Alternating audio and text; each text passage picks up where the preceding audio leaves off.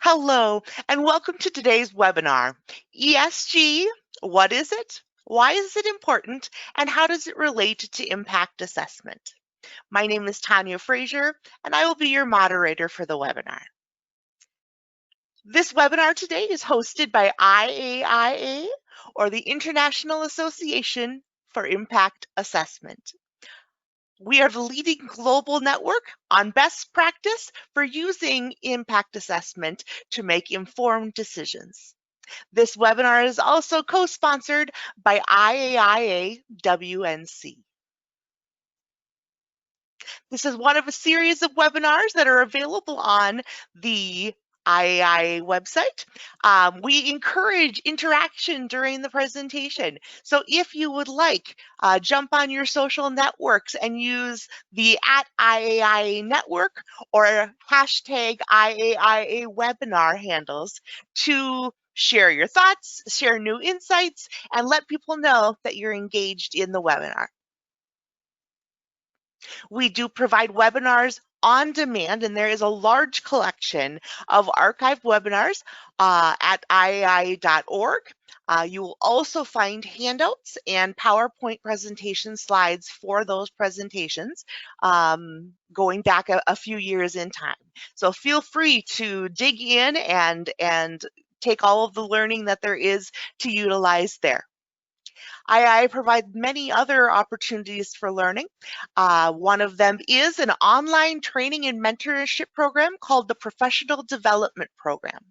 We have a course from the PDP called The Foundations of Impact Assessment, and that course begins in mid-September and registration is currently open. It is a wonderful course that has a combination of both self-paced, internet-based training, as well as one-on-one intentional mentoring with an expert in the field. So I highly encourage you to take a look at that on the website as well.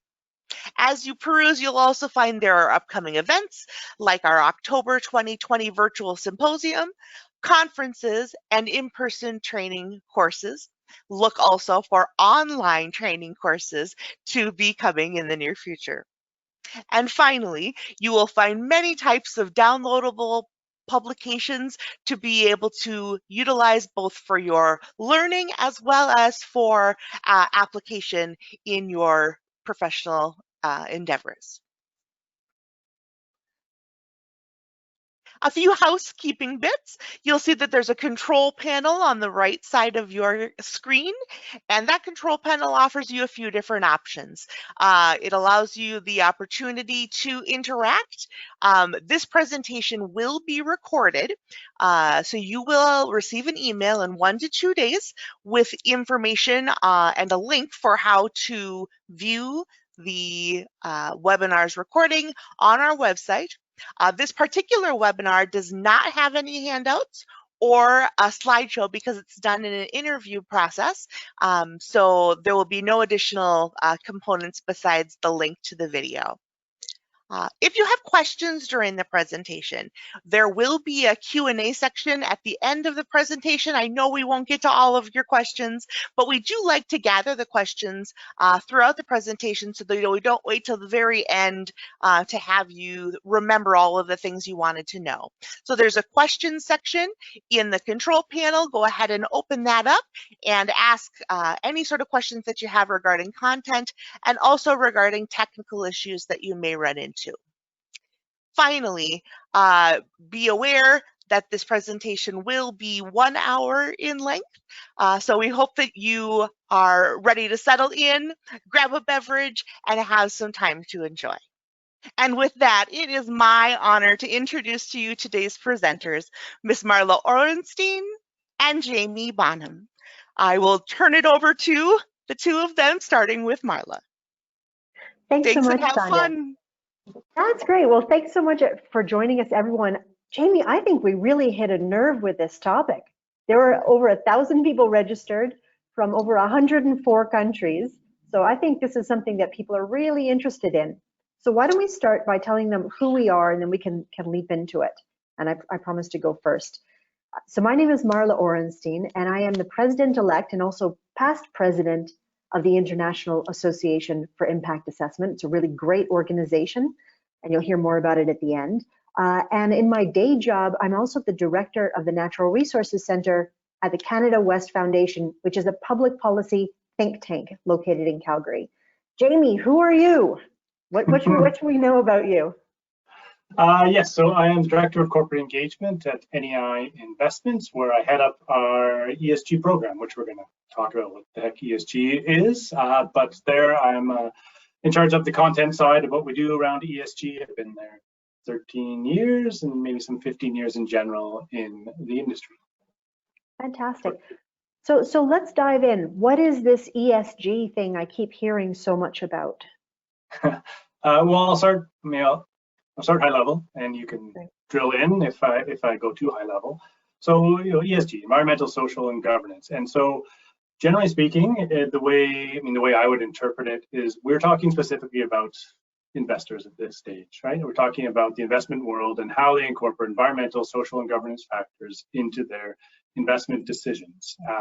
And so the E and S are easy enough to explain. I'll get to some examples. The G is probably less familiar with people in terms of governance, and really governance is talking about the board of directors, right? Like it's what's the strategic direction of this company, and that generally comes down to that board of directors, and is this a well-governed company? That's probably more in the realm of traditional environment or traditional financial analysis, right, is governance. Environmental and social are a little bit different, right? So environmental would be exactly like it sounds, right? That's when we're talking about GHGs or pollution impacts or oil spills. And social is kind of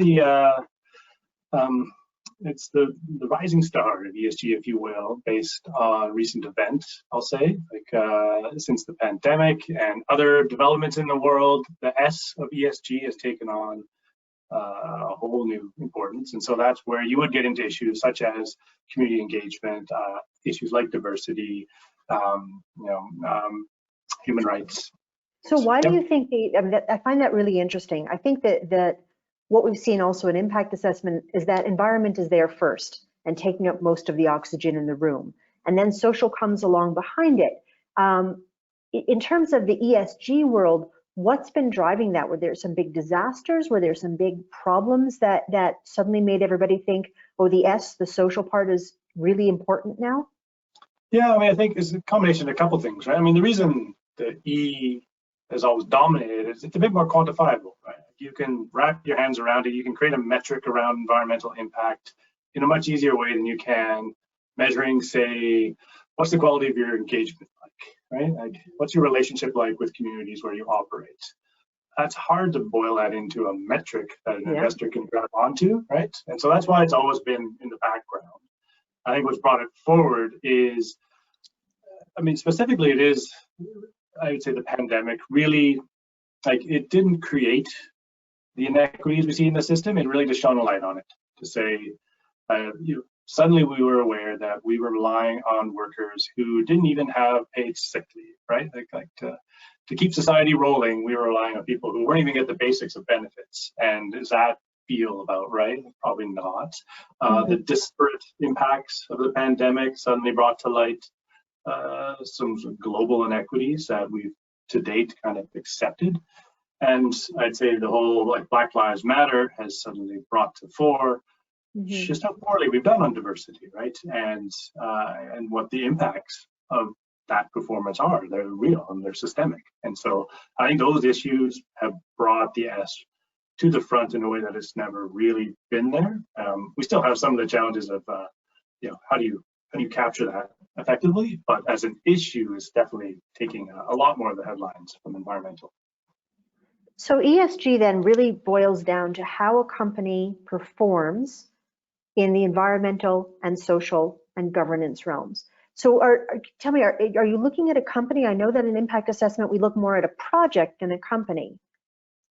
Yeah, exactly. So it is much broader by nature. Think about what investors looking at in terms of making an investment decision, right? Depending on your mandates and your universe, it could be thousands of companies, right? So you are not able to get down to that project level environmental or social impact necessarily for all those companies. So actually things are a little raised up. And so when we look at ESG performance, we are looking at the company performance. That said, there can be specific projects that are driving your decision, right? If it's, I mean, mining company is a great example where you have a couple major projects and performance on those particular projects might be the go or no go decision that you're making from an ESG perspective. So you can get into those details at the project level. Generally speaking, if you're looking at the ESG rating of a company, it is a much higher level thing. Fantastic. And I know ESG is all the rage right now. It's what people are talking about. But just a few years ago, it was CSR. Everybody was talking about CSR in companies, and CSR standing for corporate social responsibility. Is it the same thing? Is it different? How are they different? I mean, there's overlap for sure.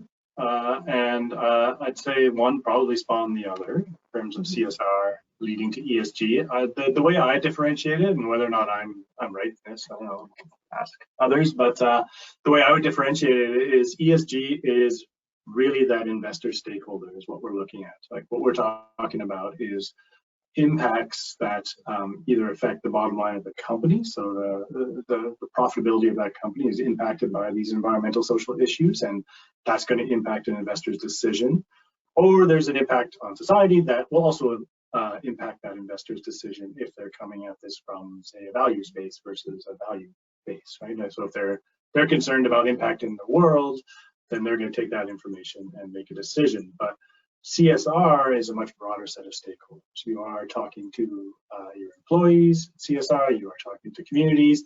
It's all the same stakeholders that investors are concerned about. But ESG is very specific to, in my mind, ESG is specific to being able to let an investor make a decision based on those characteristics, whereas CSR doesn't necessarily have that same objective. It's a bit broader set of stakeholders. So one of the things I'm hearing here is that with ESG, the audience for ESG is really just investors. Is that right? Or is it a broader audience as well? Who's using this and how? I mean, I think we're seeing people beyond investors using it for sure, whether it's NGOs or activist groups, like coming on to this idea that companies are now reporting what they're doing and being somewhat more transparent about their impacts, which allows you to then say, I'm not happy with those impacts and I'd like to see them better, right? So it's definitely other stakeholders are using the data. So it's not that it's only useful to investors. It's just that I guess the inverse isn't true. If you make investors happy, you're not necessarily making all stakeholders happy, right? So there is a broader set of information you probably have to provide and focus on to make a broader suite of stakeholders happy, whereas the ESG factors are really, it's very specific to the investor, and yeah, it's just there's a lot of overlap between the two in terms of interest. People will use that information obviously, but they're probably not going to use it to the same, like they're not looking to be able to stick this thing in a spreadsheet and create some kind of model on valuations, right? So yeah. So who decides what gets looked at under ESG? Is this something that a company itself puts out and says, here's how we're performing and this is what we think is important? Is it something that a third party looks at and says, here's what we think is important? Who does the doing of the ESG? Yeah, that's the challenge, right? Everyone does. So it's all of those things. So where to start? So there is definitely third-party frameworks, and there are a lot of them. And so you have a plethora of options if you're a company on what you want to report to from a framework. It's a big challenge. It's something we hear from companies all the time, right? Is that they are inundated with requests, inundated with demands to meet different frameworks, different sets of questions. None of them are perfectly overlapping. And so they can't do all of them. They have to prioritize. That situation is, I think, probably healthy in the sense that it's creating, I think we should have a bunch of different opinions, but we probably shouldn't have so many frameworks, right? And so all of those, the really major ones are in conversation to consolidate. They've all acknowledged that this is a problem. We can't keep going this way. We can't keep having this expansive requests of companies. No, and I've heard it's huge. I heard that, for example, there's something like 600 different ESG rating companies right now. So that would be slightly different frameworks and probably more than that as well. Yeah, I would totally believe it. And so when it comes down to what to report on, two angles on that. One thing, I mean, the thing we talk to companies about and what we say is, yes, there are all these frameworks. There are probably a couple that we would recommend because we think they have the most traction. And the Sustainability Accounting Standards Board is one of those. The Task Force on Climate-Related Financial Disclosure is another one. They have a lot of momentum, unprecedented momentum, I'd say, in the investor world, and I think you can't go wrong following those. That said, it is up to the company to tell me what is really important from an ESG perspective. Like that's that sort of materiality test, right? Like they need to say, this is crucial to our company and here's why, and this is our performance against it. That's what I want a company to tell me, to know that they really understand this, is that they've done their dive, right? Like I can go in and say, I want you to do this, this, and this, but it's up to them to say, okay, but you're missing entirely everything we're doing over here, which is, I think, too important for you to ignore, right? So for you personally and NEI's approach, you're going in and you're talking to companies one by one and they're telling you what's important. So when that's the case, how do you turn that into comparing apples to apples on different companies when they're doing different things, but you really do need to have them go head to head because investment is about, I'm going to put my money here, not there. It's not about being able to fund absolutely everybody. So if you're asking for different information from all of them, how does that work? It's challenging, I'll say, in a nutshell. So there are some standard answers you'd expect, right? There's a few things that you can compare against if you're looking, let's say GHG emissions is a good one, or diversity is another one that you can see quite clearly. They're comparable and they're material, and we can use those in that framework. In terms of that sort of contextual difference between the companies, I would argue it's the same challenge a financial analyst faces, right? They're looking at companies that are just different enough that there's a reason you want to invest in one and not the other. And that comes down to just hard work, right? Like you just have to dig into it to understand, why is this company a better investment? And it's no different from the ESG perspective. I do think we get in this place sometimes where people bring up the fact that there is no one ESG standard and that makes all of it useless. I'd say, well, no, I think the fact that we have so many different takes on what's important is at this moment, I think, valuable. In the same way that it's valuable in the financial context, where if every analyst was telling us, these are all the buys, these are all the holds, these are all the sells, and they all agreed with each other, what's the point of even like having a portfolio manager? Just follow that, right? Like you don't need to know. Like if the answer's right there and there's a golden ticket that everyone understands, we don't ever have to do research again. But it's not the case, right? So that's interesting. Is that the same approach that's being used by all the different ESG rating agencies? Do they all go in and talk to the companies one at a time and work with them to try to figure out what the important metrics are? Or are some of them coming at it from a much more standardized place where they say, well, this is just what we think is important and we're measuring you against this standardized approach? Yeah, there's a whole range there, right? And I think with the ESG providers, and again, not to be critical of them that they're so disparate and across the board. Again, it's diversity, and that's great. You just need to be aware of where they're coming from, right? So for the ESG providers, for some of them, they have their questionnaire they send to the company. You get the answers back, and voila, there's your ESG score. So it's biased towards companies that answered it. Others are using maybe getting into AI, right? Scraping just information that they can find from every which way, and having that as sort of an objective set of publicly disclosed information. And then still others are just doing like combinations of both of those and overlaying some subjective analysis that says whether they think it's good or bad, right? So depending on the provider you're buying information from, you might be getting a single data point that they have found that has no analysis attached to it at all. And you can do what you want with that and decide if it's useful to you.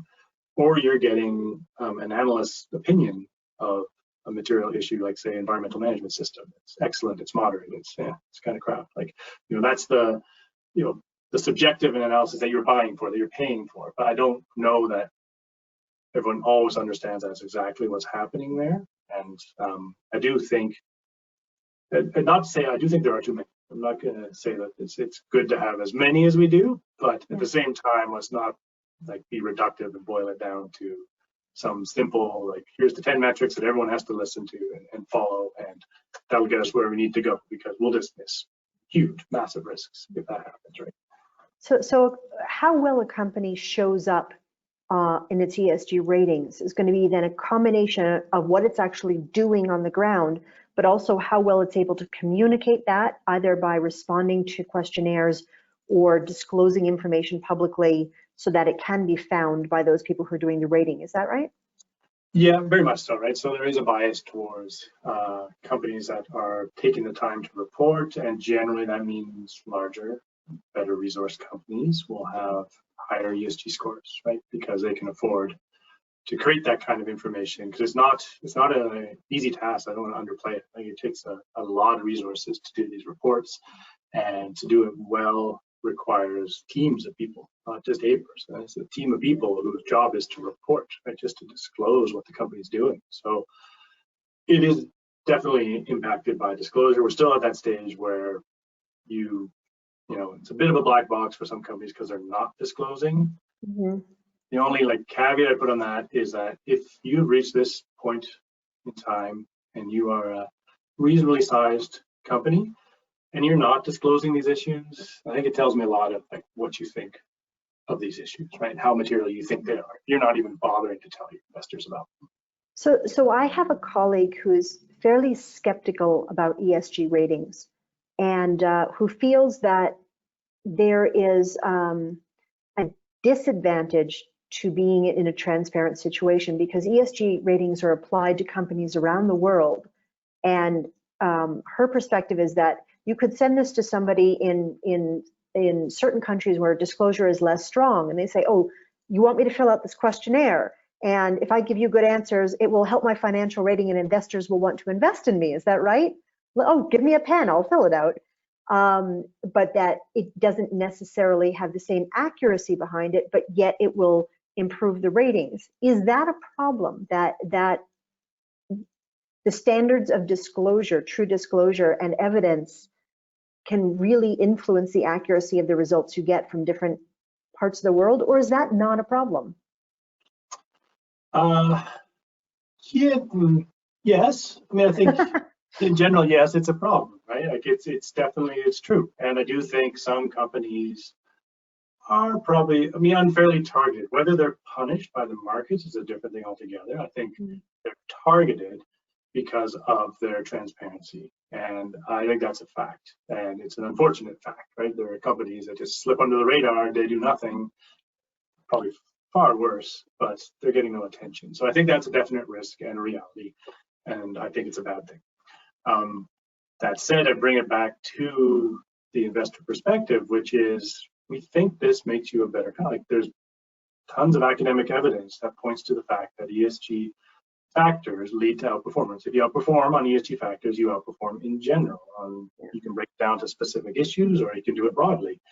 And so as an investor, you kind of owe it to me to give me this information and give it to me in a transparent way. I know it's a hassle and it's unfair and you get targeted by Greenpeace because of it, but as an investor, I don't really care about that side. Like, I'm not looking at what they're saying. I'm looking at what you're doing as a company, because this is material to my investment thesis. Yeah. So have you seen the behavior or performance of companies change over the last few years as a result of ESG pressures? Yes. I mean, I think if I look at the arc of when I started this job, and which was 15 years ago, 10 years ago, would you say? Like at NEI, 13 years ago. Okay, so 13 years. So 13 last 13 years.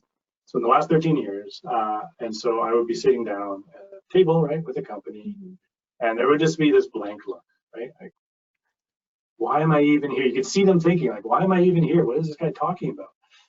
As I'm asking about various ESG issues and what's the company doing on this, and saying, like, when are you going to ask me about, you know, the dividend payout? And I would never get to that because I was just focused entirely on that environmental social governance angle. And they often didn't quite know what to do with me. You know, fast forward to today, and at the very senior levels, you have senior executives who are fluent and versed in what they're doing on the ESG front. and strategically talking about it, like why what they're doing is a differentiator for them. And even if they don't have the answers I want, there's almost never a situation now where a company is wondering why I'm there. They know why I'm there, and they know it's important. They've got someone there to answer. They're not ignoring me anymore, right? And so I feel like that has shifted dramatically, and you are seeing companies now really frame themselves around their ESG leadership. It is a point of pride. It is something that, as I say, they're spending quite a bit of money to report on this and to show what they're doing, but they're also doing things. Like, it's not, this is the whole thing around disclosure, right? Like, it's not just disclosure. It's the concept behind disclosure is no different than financial transparency, where you're transparent about your numbers, you're going to do something about it. Same thing on ESG is if once you start reporting, then first of all, you have to manage it to be able to report it. And then once you report it, it's out there and someone can push you to do better, and you end up doing better. So yeah, so performance has changed, from a disclosure has changed, and frankly, just from like friendlier faces in the boardroom, it's changed. All that's gotten better. That's interesting. There's two different paths of questions I want to take from this. So maybe I'll start one and return to the other. But you were talking about leadership a minute ago. Who needs to be on within a company? Where does the push and the change for better ESG performance come from? Like, where within a company does that tend to arise if it's going to be successful? Yeah, I mean, there's as always, to see like a CEO, it helps a lot, right? Having a passionate CEO does make a lot of things happen. But I will say from experience, it takes more than that, right? And it is very much a culture shift, right? This is to be something that has to have buy-in from the people at the operational level who are actually doing the work and making the business vision a reality. Mm-hmm. If you don't have that bottom-up buy-in, it shows, right? Like, it just shows, and you have this disconnect between what a CEO is saying and what's actually happening, right? So it is very hard to do without that leadership, definitely. Yeah. But it is just like, and sorry if there's any CEOs on the line, but just like everything in business, the real work's being done by other people, and so and they're the ones who actually matter in terms of making it real and driving performance.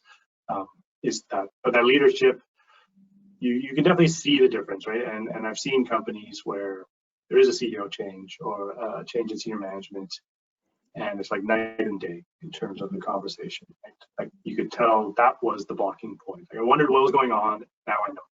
I know where it came from, right? So it absolutely can make a difference at the leadership level. Yeah. And how far down the chain do those changes go? So if a company starts to improve its own ESG performance, does that tend to drive improvements in its supply chain, for example? Yes, I think so. And depending on what kind of company, like the best example you could use of that is somebody like a Walmart, right? Mm-hmm. So they started getting pressure around various ESG factors. We won't talk about labor relations for now, but environmental impacts is a great example of where Walmart decided, okay, this is what our stakeholders want, is us to improve on that. And that was just a diktat that went down the line to suppliers to say, here's the environmental standards you meet, period. And lo and behold, there were suddenly thousands of companies who are raising their game to meet those standards. So it absolutely drives that supply chain. And you start to see, even in, say, the oil and gas industry, and this happened years ago, it's not something relatively new, but where safety became something that, a big company would say, hey, you can work for us, but here's our standards. And if you don't meet those, don't even bother applying. Right? Mm-hmm. And so that forced the service companies to say, okay, well, then we have to have a better story on safety. Let's deal with that, right? So it absolutely feeds into the supply chain. I think it's a big sort of the benefits of having a really bought-in company is that it just drives that change across the economy. Mm-hmm. Fantastic. So now I'm going to take that second pathway off of the earlier answer that you gave. And one of the things that made me think about is how in impact assessment, we've had what I'm going to call a proliferation of letters or alphabet soup. it started off with environmental impact assessment, EIA, and then we had ESIA, environmental and social impact assessment. Then we had ESHA, environmental, social, and health impact assessment. We also have human rights impact assessment, equity impact assessment, sustainability impact assessment, and things just keep, I'm not saying this is a bad thing, but it keeps growing in terms of what the suite of issues is that society generally considers to be appropriate for a company to consider as its direct or indirect effects. Has the same thing been happening with ESG? Or, and if you have a kid or a dog over there, I can. Is this going to be ESG, HESHREQ anytime soon? I mean, on the one hand, you're right that the issues that people consider material just does continue to proliferate, and as new ideas come to play, like I would say, for example, an area that actually we've been focused on for a long time, but the rest of the industry is probably catching up on and is starting to focus on, would be that area of human rights. That's something that traditionally was, because it was really hard to fit into an investment model, people just didn't even look at it. Whereas we've come at it from maybe more of a values perspective of why we need to address that. The broader industry is now starting to look at this as something that, oh, wow, we got to get a hold on this. And even just one aspect of that, you look at the sort of diversity stream, and what we're asking of companies now is it's beyond just the sort of top level, tell us you think about diversity. Now it's reporting across all the various like levels of management, and what does diversity look like, and what kind of programs do you have in place, and what policies do you have to drive this. And so, yeah, and those are all new asks. Those are all things that people weren't asking for 5 to 10 years ago. So it is kind of going that way, I guess, of expanding,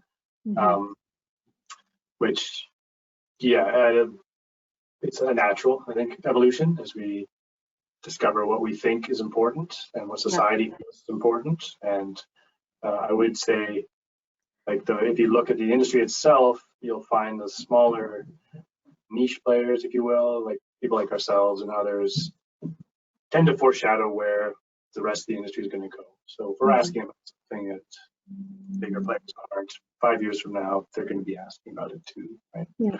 So I mean, you and I both live in Canada, where there's a lot of laws around many of the things that would be, I would imagine, key issues, particularly in human rights for ESG. So we have gender equity laws, we have GHG emissions reduction laws, we have occupational health and safety laws, we have, you know, no child workers, no human trafficking, like all those kinds of things are sort of taken care of by, as long as a company is adhering to national laws, which I would say almost all of them probably are, and the conditions of permitting and licensing and everything else they have to go through.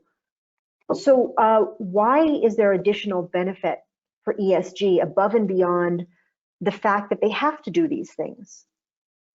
Yeah, I mean, generally the way I look at ESG, and in particular on ESG reporting, is that we're not talking about sort of regulatory compliance. We are talking about going beyond. It's about defining your company as something different, something that, like, what is the purpose of your company really is what we're asking. And that, like, hopefully is never something that government dictates, right? In terms of here's where it is and stay there. That said, I mean, I think some of the, and maybe the underlying context, you tell me not, of the question is it fair really that you have, you know, companies in Canada, for example, maybe don't have great disclosure, but they're meeting all these very high standards from a social perspective because of where they live. Are they being treated fairly across the markets, if you will, versus other areas? And I'd argue probably not. I mean, I think it's a valid concern to say that because of having a certain standard as a society, there's an expectation that happens that isn't true everywhere else, and that, but that doesn't necessarily give you any kind of leg up in sort of the ESG world. And, you know, maybe it should. I do think there's a conversation to be had there of how do you actually capture that? Like, what does that, you know, we can call it like a country risk look like, where our country risk is lower. And I do think, I mean, for ourselves, we do take that approach in terms of we have a country risk lens where we acknowledge that certain countries have got some basics down and down fairly well. And in general, all things being equal, we'll probably favor that company or expect much more from a company operating in another regime that doesn't have that same standard, because we know that there's vulnerabilities there and they have to show that they're living up to the same standards. But to close that off is, because I do get this from companies a lot, yeah, well, what about like the Saudis, and what about like someone from Nigeria, and not necessarily everyone probably have Saudis and Nigerians on the call, but that there's probably a different standard of governance there, and why are we being held to the same? You know, how come we're the ones getting it in the neck? And part of me, I understand that, but then part of me is like, so what? Do you think this is important or not? Really, right? Like, if you do, then the fact that it's not fair doesn't actually matter. Like, life's not fair, right? Like, if it's important, it's important, and let's focus on that side and your performance on this issue that we both agree is material and important. So yeah, and it's not, yeah. So that's interesting. I would have. It's something that I've heard before, and to me, it kind of goes in two directions. One is I've heard some companies complaining that, for example, they don't bother to say anything in their annual reports like, we have a no child slavery policy, because it's unlikely to happen. But because they haven't said it explicitly, the person who's going through all their reports and saying, oh, no child slavery policy, sorry, you know, F, you fail on this one. So there's that, but I think the positive side of what I imagine there being ESG in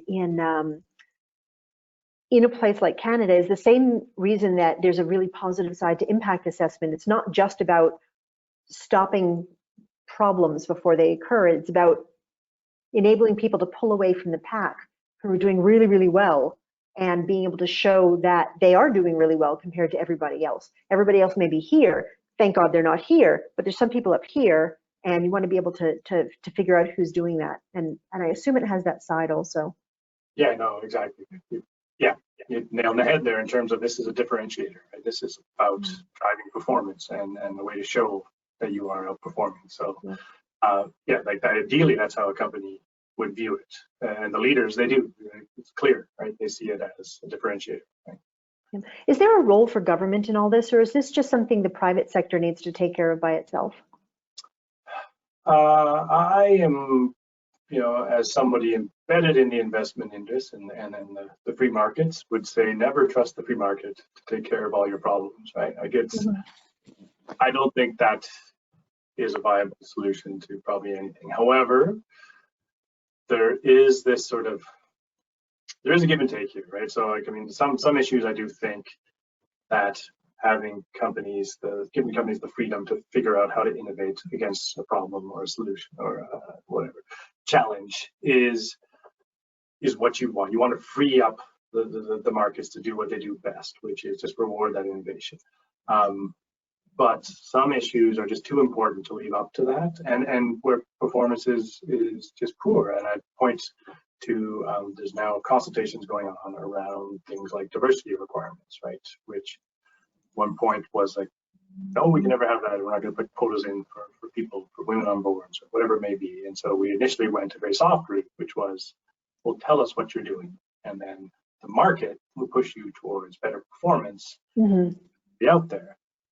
And we're seeing that, like, yeah, that will work if we're willing to wait to like 2091 to see equality. If we're not willing to wait till 2091, then something has to change, right? And that's where probably a government like hammer is better than a carrot. So here you're talking about the government working through policy and legislation and regulations to enforce or to require companies to behave in a certain way that's sort of working in parallel with improving things in ESG. Do you think they should have their finger directly in the pie of ESG itself somehow? I don't think so, because it is rapidly evolving. I couldn't see how, I just worry it's the capacity alone, right? To really, to see where things are going and to dictate it from a legislative perspective is just going to be like so hard for the government to do it well, and so why bother trying? Like, I think Yeah. I'm talking more about regulatory action that sets a bar around certain expectations, right? Like, what's our climate policy for Canada, right? Like, what does that look like, and how do you have to fit into that? It's like, that's government role. Like, I think people who argue that companies would improve on their own, yeah, but government sets a certain policy around carbon pricing, I think we'll see a change faster than we would if the free market does it. So I think there are policies that government absolutely needs to put in place. But in terms of like ESG itself and deciding this is what's most important, or these are the standards you follow, I'm kind of loath for them to do that. I can't see them doing it well. Mm-hmm. Fair enough. I'm curious to circle back to the idea of your secret sauce in how you rate a company, to really unpack what does it look like when you rate it. Who decides that, for example, these are the dimensions that are important? So I know you have the E's and the S's and the G's, and there's probably things under each of those, and then there's different ways you could measure those things. Is it pass fail?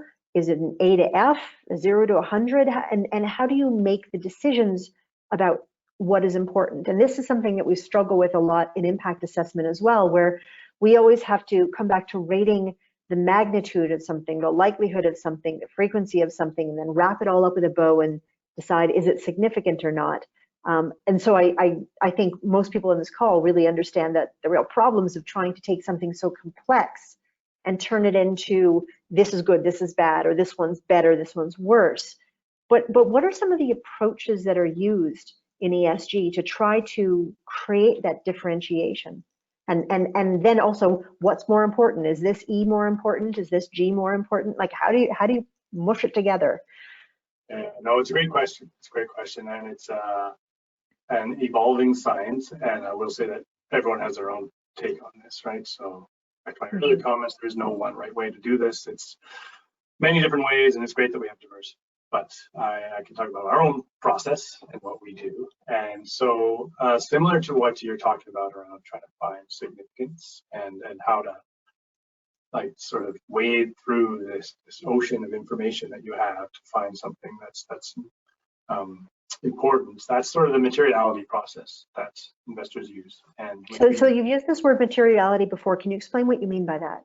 Yeah, so the materiality, as it's like strictly defined by the Securities Exchange Commission in the US, is around information that would sort of substantially alter the total mix of information that an investor has at his or her hands. And so what that means is a piece of information that if you had it as an investor, it would probably influence your decision. And that's a material piece of information that companies should be disclosing.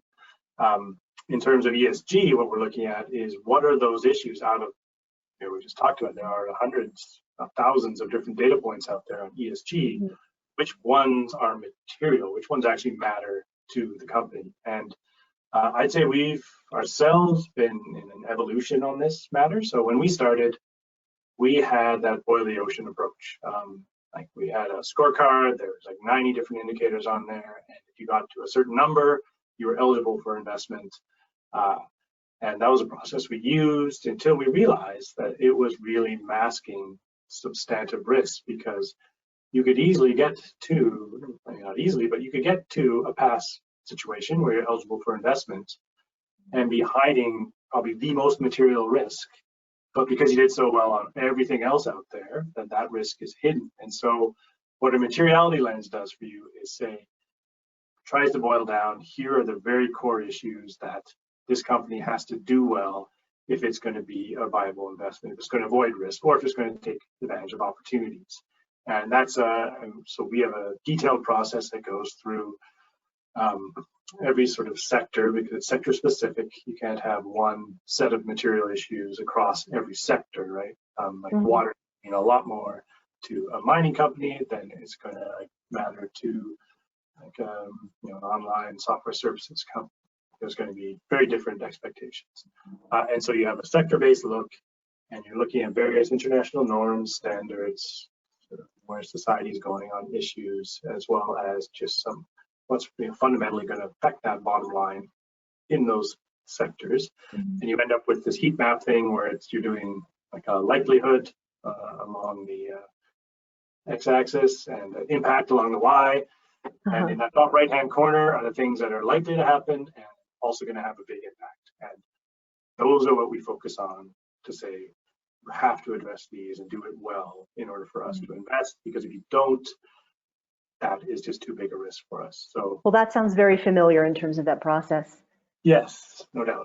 One of the things that always happens in a good impact assessment, though, is that you go back and you speak, or go to the community at the outset and go back at several points later to speak with key informed sources in the community and sometimes focus groups of the population at large. And when I say a community, I'm usually thinking about the host community or those communities who are directly affected by a project or a company's operations, to go to them and say, firstly, what are the issues that are important to you, so that we understand how the new project layered on top of that might affect your lives and your quality of your life and the local environment. Is there any opportunity in the way that ESG is done right now for local community concerns or opinions to influence the ratings? That's a great question. Like, we have done that in a very ad hoc basis, and I would say it's not a scalable approach, right? Is that something, and leaving aside NEI and your own, but I guess sort of in general across the ESG industry, whether that's done as well? I mean, the easy answer is no, I can't in any substantive way. People are doing it, but I would say, well, it's not entirely true. So, for instance, if you have whatever company, XYZ mining company, which has a great rating on Sustainalytics, and you end up with a community that says, oh, hold on a second, this not on board with this company or this project that they have in our community, and it becomes a focal point of concern, then that absolutely will impact the investors and their take on the company. I mean, they'll do it. What is the route that concern would be communicated through? How would that information get back to something like Sustainalytics? Yeah, it's going through a few routes. I mean, part of it's going to be like media reports, right, where this hits the media. Part of it is going to be NGO campaigns, where there's like actively an NGO that's civil society of some sort supporting that community's, or a part of that community's voice to voice their opinion and getting that out there to the world. And now what we're seeing, and I think this is what's changed probably in the last 5 years in the activist community, is they're going right to the heart of the investor community, and they're skipping the company and just saying, how are you invested in this company? Look what's happening. Are you not concerned? And they've figured out, how to read a Bloomberg terminal and see who owns what companies. And they will pick you out. If you're in that top 50, suddenly you're getting a call saying, like, what are you doing? Do you not know what's going on here? And often the answer is no, tell me more. And so they're taking very direct routes to get at the source of capital, which has changed a lot. And so I think that's like a way that there is that direct impact. But otherwise, it is challenging. I mean, for us, really, like, where would we start? The communities are so diverse, and like, how would I really determine who speaks for a community, and can I do that at scale? And really what we ask is for the company to show us that they have done that work and that they have talked to that community and show us proof that the community's on board, right? So, yeah. That's great. Well, I think in a minute, we're going to go to questions if we have any. Otherwise, I've got a million questions. So for anybody listening out there, if you have any questions, type them into the box. While I don't think there's any out there yet. So while we're doing that. I've got some for you. Oh, do you? All right, before we go to that, Tanya. List. I'm just going to, before we go to that, Tanya, I put together in my head last night just some observations on how ESG and impact assessment are similar or different. And I'm kind of curious if Jamie agrees or not. So impact assessment, I'd say, is about a specific project, whereas ESG is about the company in general. Yep. Impact assessment tries to make predictions about the future, what's going to be the effects in the future from this project, whereas ESG is a little bit more retrospective. You're looking at what the company will do in the future, but really more based on past performance. I think largely true, yeah. But Maybe audience. forward-looking is getting very important these days, but yes, largely true. Okay, the audience is a little different. Impact assessment, it's regulatory decision makers, local communities, and the company itself, whereas ESG, the audience is primarily investors, maybe also customers, and a little bit more out there, you're starting to say, with NGOs and others. ESG, I'm thinking maybe a little bit more quantitative, and impact assessment a little bit more narrative. I think I gave you that example the other day of the impact assessment report that I worked on that was 20,000 pages. Hopefully an ESG report is never 20,000 pages.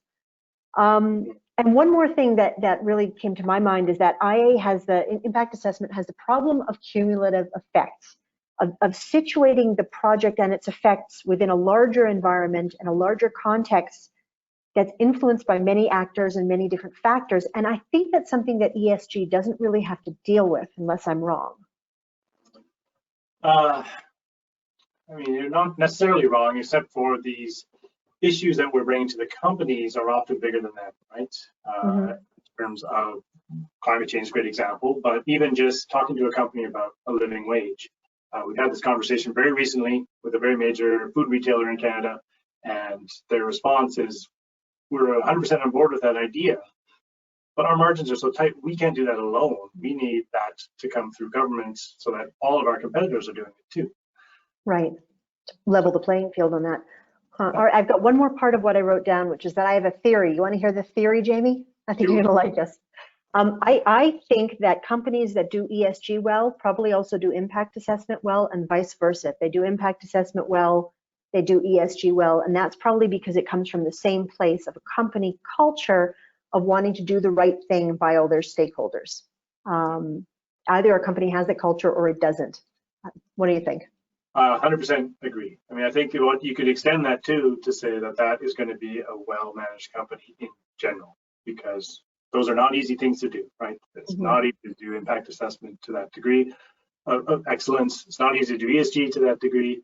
And if you can manage those issues, then you are probably a very astute manager. Fantastic. In that case, Tanya, away with some questions. Yes, ma'am. All right, so here's the first question. What major sectors are focusing on ESG? Is there particulars that rise to the top? Good question. Yeah, in terms, so from the company sectors, I guess is what you're talking about. Yes. In which case, yeah, I mean, I think it started with those who are in the firing line, right? So going back to really forestry and mining, I think is where we started to really dig into this because they were in the headlights, if you will. That's moved to things like oil and gas. And now we're seeing a much more attention paid on big tech, right? And the threats that come with big tech. And I think as each of these sectors come into the limelight, I mean, banks have been there all along. As each sector comes into the limelight, they suddenly get exposed for, okay, we got to do much better, because once people are really, really looking, it starts to show the holes, right, in the gaps. So, yeah. Fantastic, great answer. Another question coming from Reem. It's a bit of a long one, but it's really good. I think that the objective of ESG is to primarily attract investors by showing them the environmental and social performance of the company and its governance. Based on that, don't you think that ESG can only attract responsible investors then, who are aware and see and believe in the importance of ESG? If yes, what is the value of ESG when some investors in the market don't see the value and are only driven by profit and return on their investment? That's a great question. So I would touch on that with, and I'm going to do as quick as I can. So the consensus, I will say, out there in the market now is that ESG is a material decision-making piece of information, so that companies that do well in ESG outperform. And you are now seeing the biggest investment managers out there adopting this exact line, right? Where the difference is, which I think he's getting at, or she's getting at, is that there is a difference between what we call materiality and salience. And so materiality we just talked about. Salience is the impact to stakeholders, so to the environment or to communities, as opposed to a bottom line, which is what materiality is about.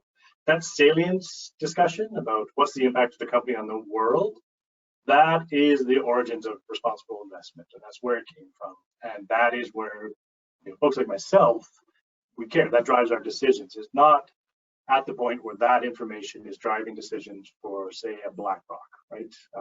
Not to pick out BlackRock, but any of the big managers, they're looking at it from purely a material perspective. So, and looking at materiality can get at a lot of salience issues. It can get a lot of the real world impact. So, so I guess my answer is that absolutely very mainstream investors are looking at this information. And so it's not just for the strange group of niche players like myself, but the salience discussion is really kind of reserved for probably weird niche people like myself. I love it. All right, Christy asks, you said that there's no one ESG standard. What are some of the best or most respected standards that can be looked to and that companies should refer to? Sure. I mean, I think to me, the short list that I give to companies now is SASB, so Sustainability Accounting Standards Board. And so what they've done is they've focused entirely on materiality. So they're very much looking at it from an investor lens. And they've got 77 different industry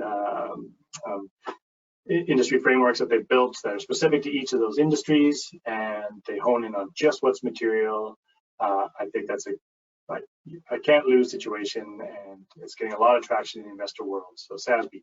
The other is the TCFD, the Task Force for Climate-Related Financial Disclosure, which, as it sounds like, it's all about climate change.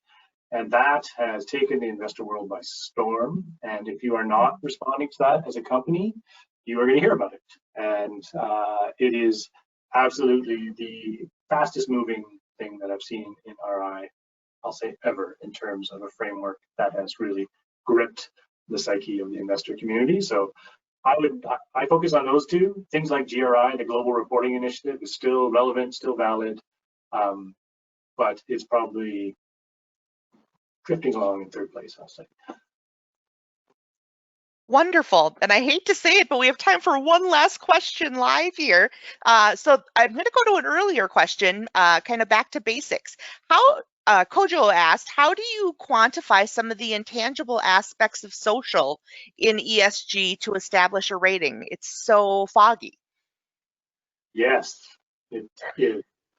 And so it's a huge challenge, right? I mean, some aspects of social are not as big a challenge, right? You want to look at health and safety. It's a great metric that you can follow, and that's fairly quantifiable. But as you say, a lot of social aspects are foggy. You can look at standards and policies and commitments that companies have made, and that helps. But inevitably, it is a subjective decision, right? And I don't want to shy away from that. It's a subjective call, and you know, sometimes you get it right, sometimes you get it wrong. But you can only take the information you have and create something out of it, and inevitably that's going to be a subjective call. That said, there are, you know, we're moving towards a place where things like information around your community engagement and the results of that engagement and the quality of those relationships, we're starting to see that kind of reporting come out, and so you can kind of get a better sense. But it is definitely the area that is least developed for hard metrics. Do we have time for one more, Tanya, or what do you think? Unfortunately, we don't. I wish I could say yes, but I would love for the two of you to stay on camera, and let's just wrap it up by saying, wow, thank you for a information-packed, beautiful conversation that went to all different levels of depth and breadth in the way that you covered the concept of ESG and the questions that were being posed. So thank you so very much. That's great, and I love this, and I'm just going to again pump up the IAIA and say thank you for hosting this. This was a lot of fun. There's tons of great stuff, tons of great resources at IAIA. So for anybody who's listening out there, please join. Please come and see what there is, and lots of free stuff on the website too. Absolutely. So on behalf of IAIA, thank you so much for being here. Just two little notes. First of all, please remember that you will have an email within 1 to 2 days arrive right in your inbox with a copy of all of these nuggets in video form so that you can listen to it over and over again and take even further deep notes.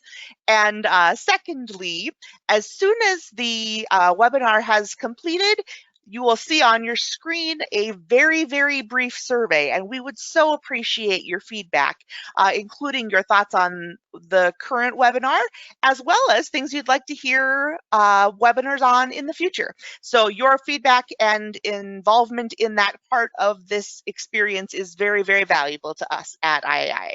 So on behalf of the team and our presenters, thank you so very much for being here and have a wonderful rest of your day. Thank you. Bye all.